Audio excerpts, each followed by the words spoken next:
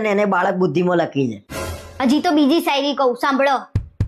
ભલે કોઈ ના સમજે તારી ને મારી વેદના, ચાલ ને આપણે સમજી લઈએ એકબીજાની સંવેદના. વાહ વાહ, સીધી દિલમાં વાગી હો. માં કસમ બે એમથી એક શાયરી ભઠ્યો હોય તો. સાંભળ, તું બહુ ગુસ્સો ના કર. ગુસ્સામાં તું વધારે ક્યુટ લાગે છે અને હું રોમેન્ટિક થવા લાગુ છું. ગજબ પુરુષ છે. પેલી ગુસ્સો કરે છે તોય રોમેન્ટિક થાય છે. આપણે કશું વળતું ના હોય તો શું લેવા શાયરી મારવી પડે? ખાલી ખાલી શાયરીઓ લખવાની. તો હું એ જ કહું છું, તમારાથી કશું વટતું નતું તો આ ફેસબુક ઉપર શાયરીઓ શું લેવા લખતા હતા? અને આ બધી શાયરીઓની પાછળ આરકે શું છે? જો આરકે એટલે રણબીર કપૂર, અને રણબીર કપૂરનો હું ફેન છું. અને તારા મારી શાયરી ક્યાં વાંચવાની જ આવે છે?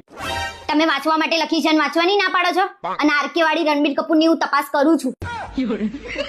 આજે જ બધું ફેસબુક ઉપરથી ડિલીટ મારી દઉં જો ને.